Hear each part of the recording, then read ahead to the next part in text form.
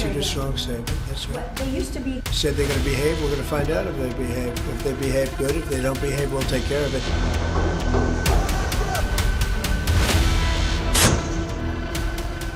Trump और Netanyahu को दो दुश्मनों से बहुत ही डरावने अपडेट मिले हैं। पहला झटका हमास ने दिया है तो दूसरा ईरान ने। हमास लड़ाके हथियारों का जोर दिखा रहे हैं तो ईरान ने एटमी खतरे का लेवल हाई कर दिया है। युद्ध समझौता नहीं, ब्लफ दे रहा हमास। ईरान बनाएगा एटम बम, ओपन ऐलान। खाड़ी में शुरू हो गया फिर से महायुद्ध। गजा युद्ध समझौते को जितना पक्का होने का दावा किया गया वो उतना ही कच्चा निकला है। हमास लड़ाकों ने ट्रंप का दिमाग गर्म कर दिया है। समझौता तो है लेकिन हमास हथियार नहीं छोड़ेगा। कोई रास्ता नहीं, हमें अंदर घुसकर हमास को मारना होगा। बहुत हो गई बेइज्जती, हमास को धरती से मिटा दूंगा।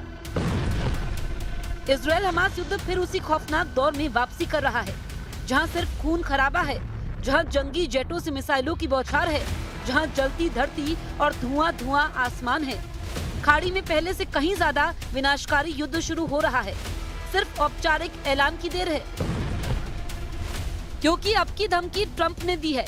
फिर से हमास को नर्कलोक की तबाही दिखाने का ऐलान किया जा रहा है।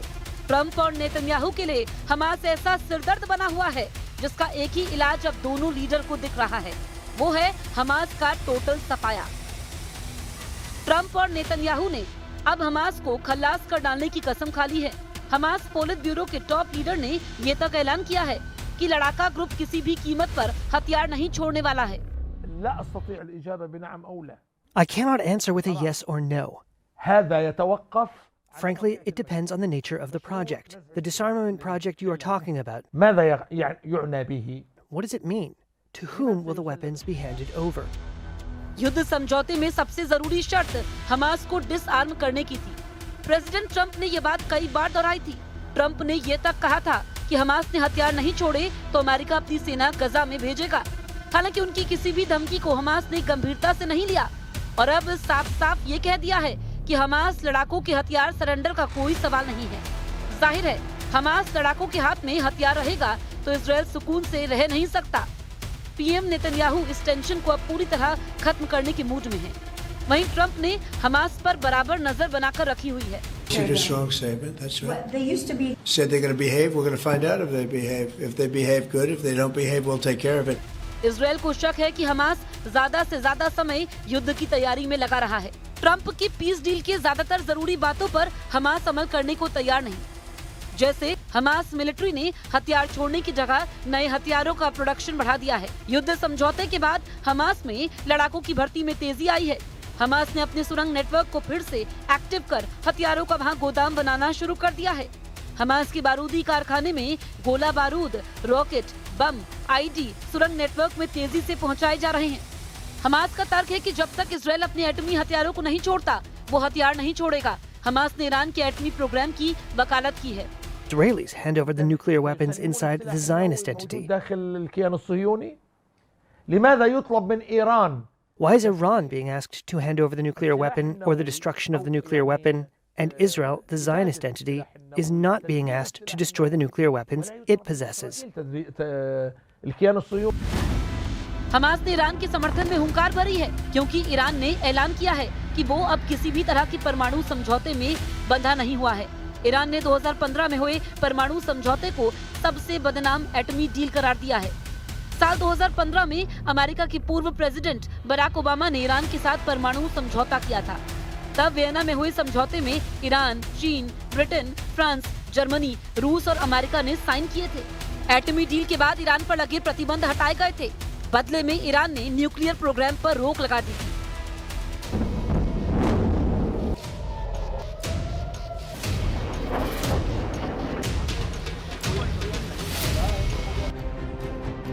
लेकिन अमेरिका में जैसे ही डोनाल्ड ट्रंप पहली बार राष्ट्रपति बने, उन्होंने ईरान से एटमी डील तोड़ दी।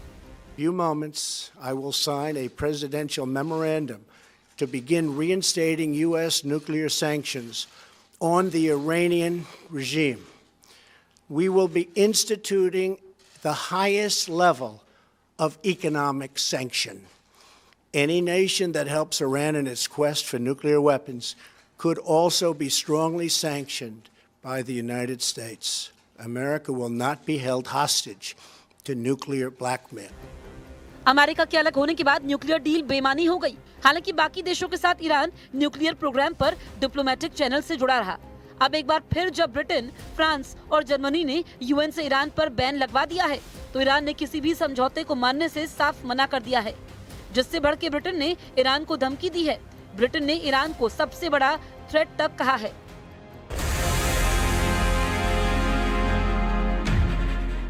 ईरान के परमाणु प्रोग्राम फिर से एक्टिव हो चुके हैं।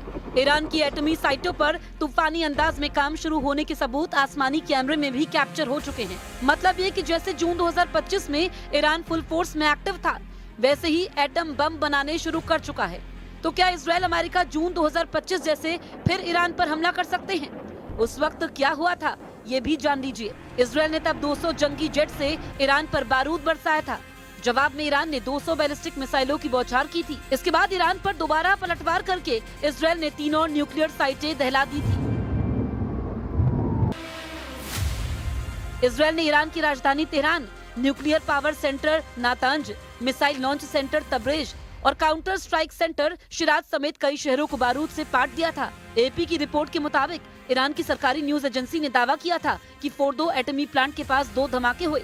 इजराइल ने दावा किया था कि उसने इस्फहान में ईरानी परमाणु सेंटर पर हमला किया। ईरान की आधिकारिक IRNA समाचार एजेंसी ने बताया कि पूर्वी अजरबैजान प्रांत में तबरीज के पास एक रडार स्टेशन पर भी हमला हुआ था। पूर्वी अजरबैजान में ईरान के 11 आर्मी बेस पर हमला हुआ, जिसमें 18 लोग मारे गए थे।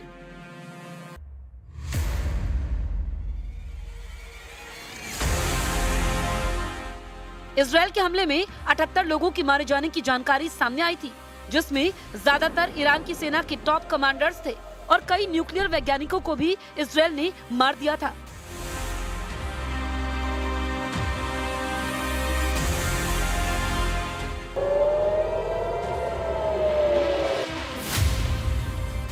इजराइल की बारूदी प्रहार से ईरान के 4 एटमी साइटें तबाह हो गई थी। पहला नतांज, जहां ईरान का सबसे बड़ा यूरेनियम एनरिचमेंट प्रोग्राम चल रहा था। नतांज में 14,000 सेंट्रीफ्यूज से 60% तक यूरेनियम संवर्धन किया जा रहा था। इजराइल ने इस एटमी सेंटर के ऊपरी हिस्से को बम धमाके से उड़ा दिया था। नतांज में पावर सप्लाई ठप हो गई, जिससे एटम बम के सेंट्रीफ्यूज को भारी नुकसान पहुंचा। इसी तरह इजराइल ने फोर्डो यूरेनियम एनरिचमेंट फैसिलिटी को बमबारी से दहलाने का दावा किया। पहाड़ी इलाके में बने इस एटमी सेंटर में 2200 सेंट्रीफ्यूज के साथ 60% तक यूरेनियम संवर्धन किया जा रहा था। वहीं इस्फहान न्यूक्लियर साइट पर ईरान ने हमले का आरोप लगाया, जबकि इजराइल ने इसकी पुष्टि नहीं की थी।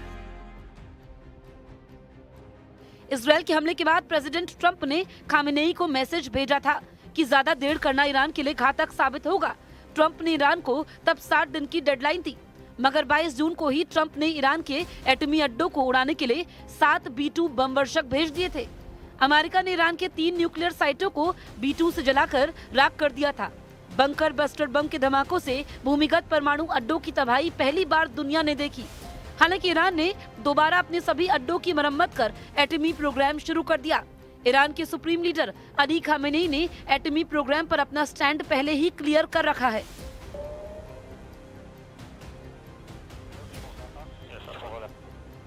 غنیسازی ما هم 20% نیست. ما اگر لازم باشه، اگر برای مثلا پیشران هسته‌ای یا مسائل دیگر ممکنه به 60% هم غنیسازی رو برسونیم. कुल मिलाकर खाड़ी में ट्रंप दो तरफा मुश्किलों में फंसते जा रहे हैं। इजराइल के दुश्मनों ने सिर उठाना शुरू कर दिया है। इस बार खाड़ी में इजराइल के दुश्मनों में जबरदस्त गोलबंदी दिख रही है। फाइटर ग्रुप्स ज्यादा घातक हथियारों से लैस हो रहे हैं। ऐसे में बारूदी घमासान का लेवल पहले से कहीं ज्यादा हाई होने के आसार हैं। वहीं 2 साल के युद्ध में गजा में हुई तबाही की जो तस्वीरें WHO ने जारी की हैं, वो दिल दहलाने वाली हैं। युद्ध त्रासदी की तस्वीरें किसी का भी कलेजा कपा सकती हैं। इजराइल के हमले से तबाह हुआ गजा मरघट बना हुआ है, जहां कोई घर सलामत नहीं है। कंक्रीट और इस्पात की इमारतें बारूदी धमाके से मटियामेट हो चुकी हैं। युद्ध की कीमत यही है जिसमें इंसानियत तबाह होती है, इंसान तबाह होते हैं, मुल्कों का वजूद खतरे में पड़ जाता है। बावजूद इसके महाविनाश के हथियारों से युद्ध का माहौल बन गया है। ईरान अमेरिका के बीच परमाणु युद्ध का खतरा अब सभी हदें पार कर चुका है।